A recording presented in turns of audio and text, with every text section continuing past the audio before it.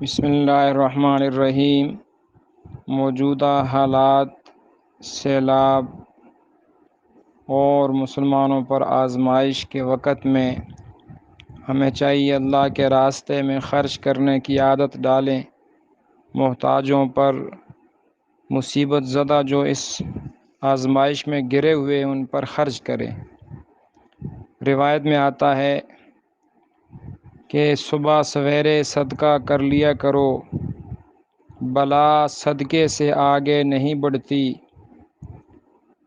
اللہ کے غصے کو صدقہ دور کر دیتا ہے، صدقہ بری موت کو ہٹا دیتا ہے، صدقہ شیطان کے وسوسے سے محفوظ کر دیتا ہے، صدقہ ناگہانی موت کو روک دیتا ہے، صدقہ حسن خاتمہ کا معین ہے یعنی مددگار ہے، صدقہ قبر کی گرمی کو دور کرتا ہے، صدقہ قیامت میں سائے کا سبب ہے، اور صدقہ خطاؤں کو ایسے بجھا دیتا ہے جیسے پانی آگ کو بجھا دیتا ہے۔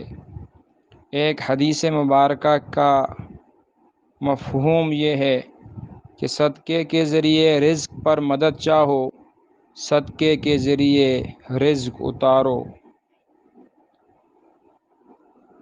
حدیث مبارکہ میں آتا ہے کہ جہنمی قطار میں کھڑے ہوں گے تو جہنمیوں کو ایک جنتی نظر آئے گا، تو ایک جہنمی شخص جنتی سے کہے گا کہ میں نے تجھے پانی پلایا تھا، میں نے تجھے وضو کا پانی دیا تھا، تو اللہ تعالیٰ اس کی شفاعت سے، اپنی رحمت سے اس بندے کو جس نے دنیا میں کسی کو پانی پلایا، وضو کرایا، جنت میں بھیج دیں گے۔ ایک حدیث مبارکہ میں یوں آتا ہے، فرمایا فقراء کے ساتھ جان پہچان رکھو، ان کے پاس بڑی دولت ہے۔ یا رسول اللہ وہ دولت کیا ہے؟